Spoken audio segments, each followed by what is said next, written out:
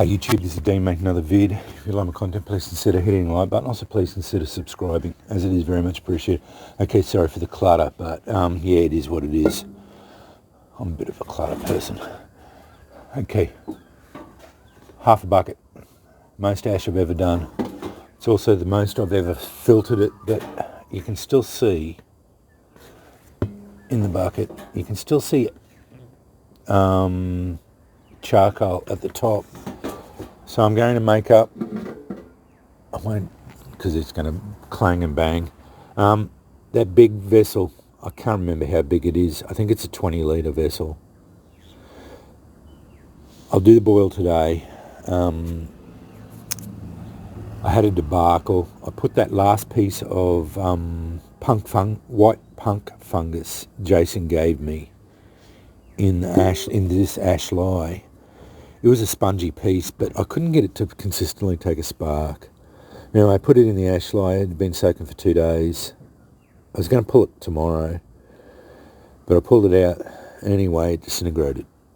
So the ash lye had made it, just turned into like jelly and went through the punk fungus. I don't know. I think it lost all integrity completely and almost went like, I don't know how to describe it, and the smell of it was horrendous. So I strained it completely out. I've got it, I don't know, I think I might have to throw it away because, yeah, destroyed it completely.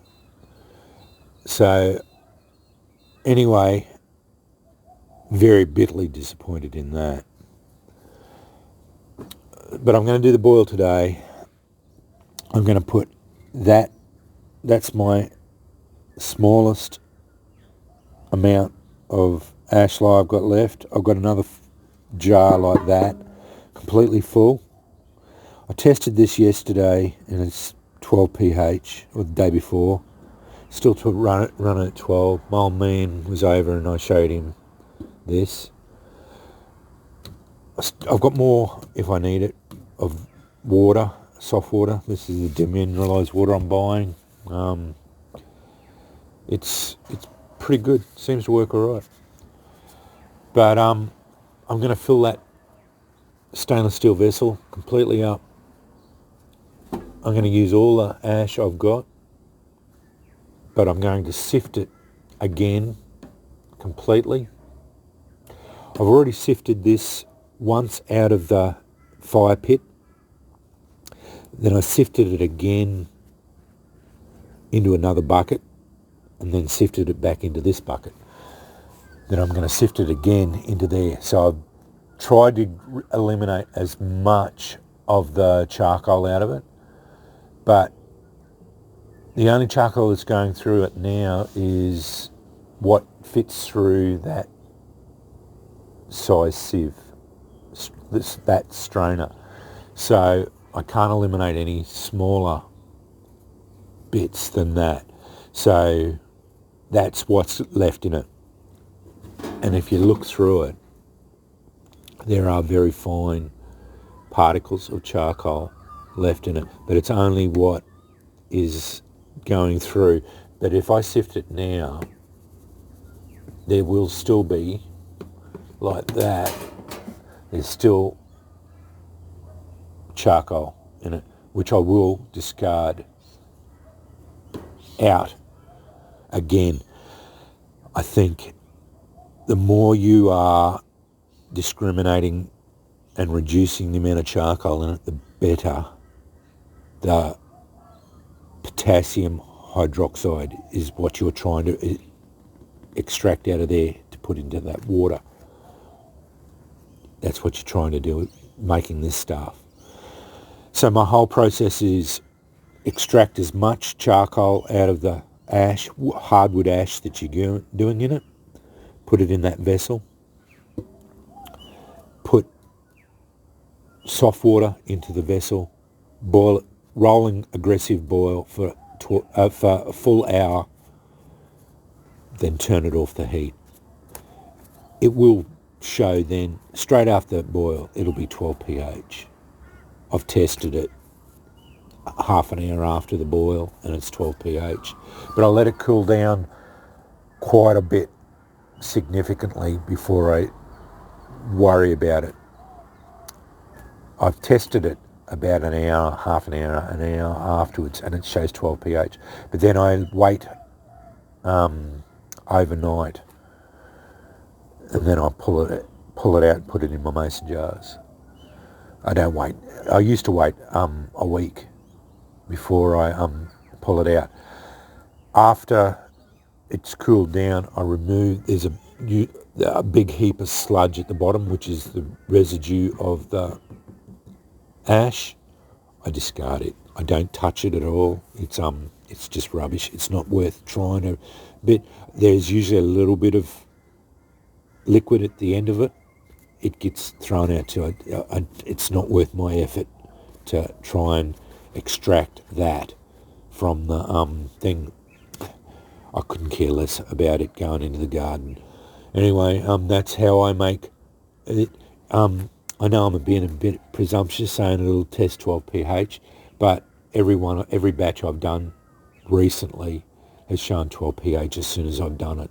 So yeah, I'm just confident, quietly confident that I should get another 12 pH. That's usual colour. I've only made one batch that has come out clear. All the others have settled on this very strong tea colour. So yeah, and as far as I know, it should be this yellow colour. I have seen some that are red. So yeah, that's a different colour too. But it had apparently been sitting for 12 months. But I'd hate to smell it after 12 months because I know this starts to get a strong, unpleasant smell after a couple of weeks. So yeah, it's not nice after a while. So it's just as unpleasant smell. As soon as you take the lid off or whatever, yeah, it's just the way it goes. But as I said, as soon as you start getting 12 pH, you should have all your PPE on. This is safe because it's in a glass jar and I don't take the lid off it. But yeah, as soon as you start trying to handle it, yeah, 12 pH, PPE for everything. Watch the splatter, that's one thing. And yeah, when it's boiling, I've always got a lid on it. Because I have noticed as it boils, it'll form a crust. A whole heap of the ash will come up and form a crust, and you think it's not boiling properly. But then you poke with the wooden stirrer, it'll go through and then it'll start splattering. So that's just something to be mindful of too. And that crust, for some reason, yeah, seems to stop it. But once you break that crust, it starts boiling aggressively and then it disappears. And it should smell like soap, which mine does all the time. It smells like the stuff coming off it, the mist that comes off it smells like soap. And that's a good indication that you're getting a good boil. And yeah, at the end of it, it'll be 12 pH ash lye. Should be good. So that's how I do it. Yeah, good stuff. I'm going to start this up now. I won't go through the whole process. Show you the boil. That's as boring as anything. I will show you tomorrow and test it. I'll show you the testing results. I'm hoping I should have about...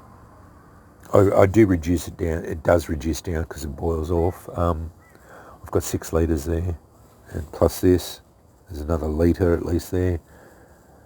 Probably have, I don't know, about 5 litres of it. I'll have a big mason jar and a little mason jar full. So I'll have the 2 big mason jars and a little mason jar. I've got a couple of other smaller jars if I have to overfill them. If I overfill those ones, if I fill those ones up, I'll just fill a couple of little ones up.